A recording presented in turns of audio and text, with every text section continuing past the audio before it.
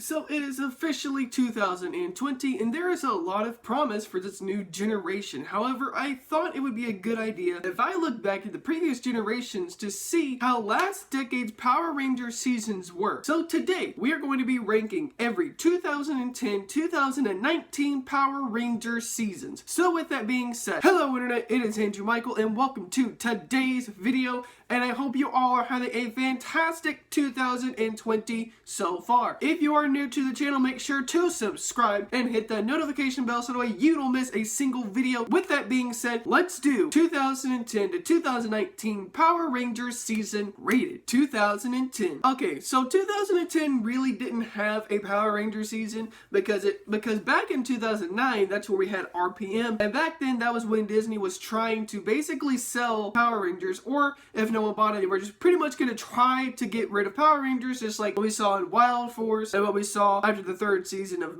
Mighty Morphin Power Rangers. There were a lot of attempts for people who thought that Power Rangers was gonna stop making seasons, but that didn't happen. And so in 2010, that's where we got the news that Nickelodeon was going to be airing Power Rangers and Saban was getting back Power Rangers, and this is what started the Neo-Saban era of Power Rangers. And so from 2011 to 2018, we got the Neo-Saban era. 2011 was the year of the Samurai, or at least it was for Power Rangers, as we saw the American adaptation of Shinkenger come to life. This season had a lot of promise, as it was the first season of Power Rangers aired on Nickelodeon. However, this season was kinda lackluster. The season had chances of character progression, and I feel like Jaden, for the most part, always felt like he had something to prove to himself, but the other Rangers really didn't progress much. Mike had moments where he was progressing for someone who didn't understand how to be a green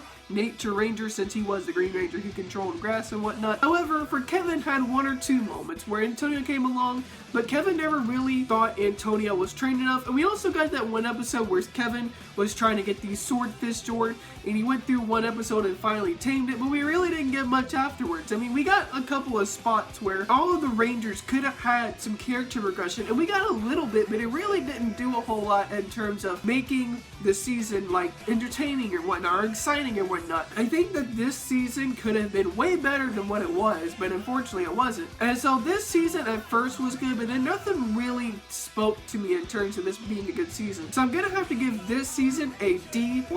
2012 was the first season where we got the super season of Samurai, and this season saw the introduction of the black box, where each ranger throughout the season got to use the black box as like, well, a super version of themselves. This was also the season where Jaden mastered the fire sword and defeated Decker and the villain of the season. However, just like with Samurai, nothing really felt like the Rangers took time to progress. It's like if they progressed, it was in one episode and that's it. They really didn't talk about what they did last episode or nothing like that. I'm gonna have to give this a D+ as well. 2013 was the season where we thought we were getting a good adaptation of Ghost Sager, which became Megaforce here in America, but that didn't happen at all. Megaforce is one of those seasons where it was just bad all around. The only character progression we got at all was from Noah, and Noah was the Blue Ranger, and Noah had 3 or 4 episodes in Megaforce and in Super Megaforce, where to me, he felt like he was supposed to be the Red Ranger and not Troy, and do not get me started on Troy. First off, where was the character progression? It just felt like Troy was literally a robot.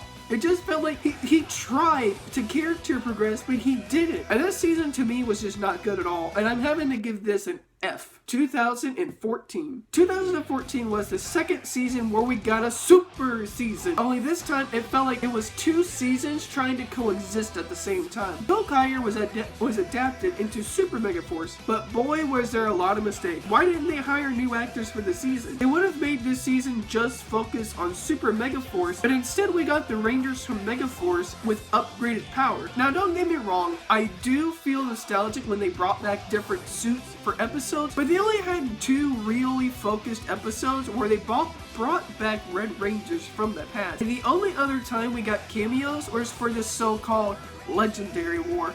And let me tell you, it was not legendary at all. The episode alone, to me, should have been an hour long and not squeezed into 30 minutes. And the season was just bad from the get-go, but because of the suits they used from the previous past, I'm giving it a low D-.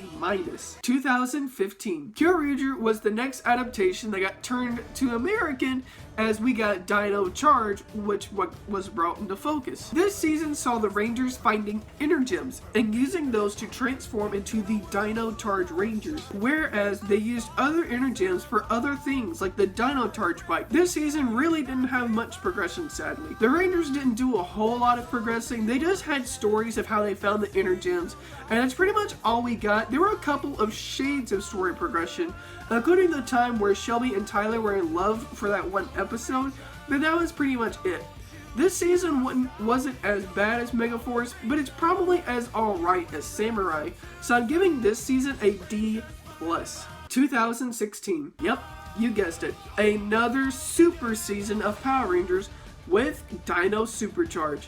This was the season where we got the super version of the Red Ranger, along with Kendall becoming the Purple Ranger, Xenowing becoming the Silver Ranger, and us finding out that Tyler's dad became the Cyan Ranger. And the Rangers finally took out Snide as well, although I was sad that we didn't get the Death Ranger, but at the same time I really didn't think they were going to try to squeeze a whole movie into 30 minutes. Anyways, this season really didn't feel super. Sure, we got new Rangers, but the new Rangers really didn't fight too often with the core team. It was just pretty much the same, and because of that, I'm gonna have to give this also a D+. 2017. Now we move to what might have been the worst 2 years of Power Rangers season-wise, when we got Ninja Steel, the American version of Ninja. So, I'm gonna be honest with something. I never watched Ninja Steel, that or Super Ninja Steel. To me, I just kept hearing that this felt like Megaforce, but it's like, it was just as bad as Megaforce, honestly.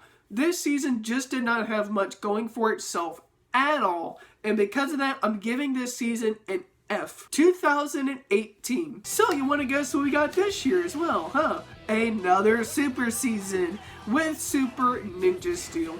However, this was the last time we got a super season and a season under Saban, as Hasbro later in 2018 bought Power Rangers, not just for the toy line, but the entirety of Power Rangers. But in terms of Super Ninja Steel, yeah, it was pretty much Ninja Steel with Super in front of it. And I didn't watch this season either, and to me, I've asked people, what did I miss in Super Ninja Steel? They said you pretty much didn't miss anything. I'm having to give this season an F as well. 2019. The last year of the decade. In all honesty, it was pretty good. This was the first season of Power Rangers under the direction of Hasbro. Go Busters finally came to light when Hasbro announced it back in February or March that we were finally getting Beast Morphers. In all honesty, I thought this season was pretty good. Now honestly, it wasn't a great season, but in all honesty, compared to what we got before in this decade, Power Rangers Beast Morphers was the best season, but that's not really saying anything because the other seasons were pretty mediocre in all honesty. There were a couple of episodes that were really great, like the first episode when we got the introduction of the Rangers, and we got that moment where we saw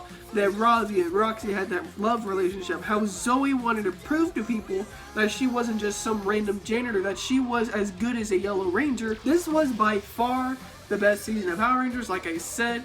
And so I wouldn't say it's great like all the Disney seasons or maybe like the previous Saban seasons, but comparing it to what we had this whole entire decade, the progression in this was great. I will say it is definitely, for me, getting a B+.